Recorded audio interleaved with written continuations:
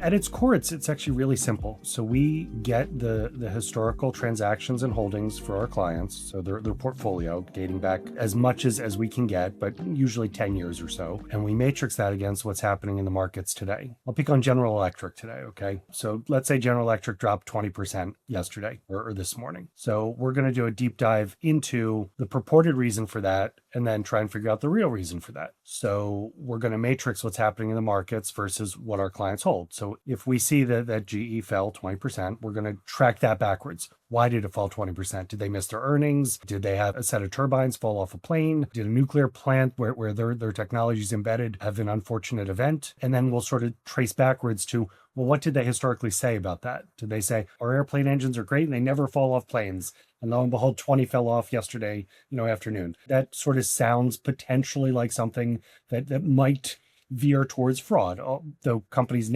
almost never speak in almost or never language, right? They tend to use wishy-washy wiggle room language, so it's tougher. So we then turn that analysis into actionable information for our clients. So we will tell them, GE, it looks like potentially they were cooking the books. Looks like you have a loss that is excessive and exceeds whatever your stated threshold is. And we recommend you take maybe an active position here. Either you file a complaint if none is yet on file, or you file what's called a lead plaintiff motion, where you raise your hand and you ask the court to be appointed to oversee the existing case on behalf of all the other investors that were harmed. We go from there. We are driven by what our clients want to do. We give them actionable information. We give them advice.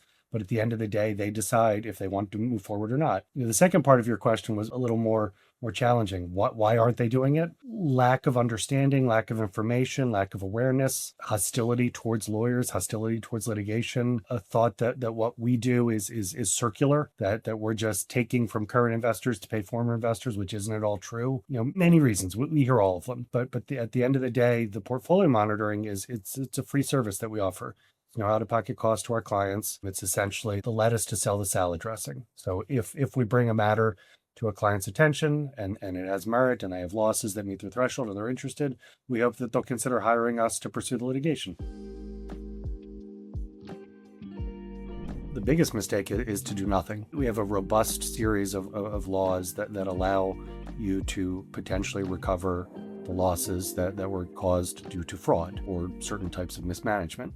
If you do nothing, if you just sit there and say, well, we lost $3 million, oh well, that's the worst thing you can do, in part because the right to recover that loss is itself an asset of the fund or the investor.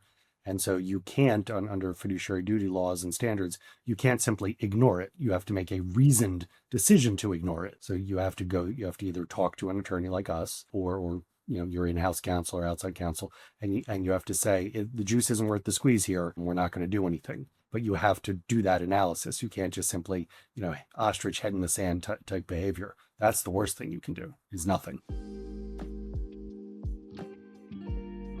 First thing you do is you call your lawyer. If you're one of our clients, you'd call Wolf Popper and you tell us what you think is going on. The reality is that more often than not, we are going to be the ones telling the clients that they've potentially been defrauded, because we are tracking that in near real time, if not real time, whereas they're getting quarterly or monthly updates from their investment managers. So they're not necessarily seeing that something hit the fan yesterday and the stock price is down 30% today. They might hear the name, they might see it in the journal or see it on CNBC, but they don't necessarily know their own exposure. But in your scenario, they would call us. We would do a deep dive investigation to figure out, is this market losses, or is it truly something that we feel can be attributed to an alleged fraud or corporate mismanagement event? And then we would make a recommendation to them based upon their appetite for litigation, the merits of the case, their relative losses, and we would go from there.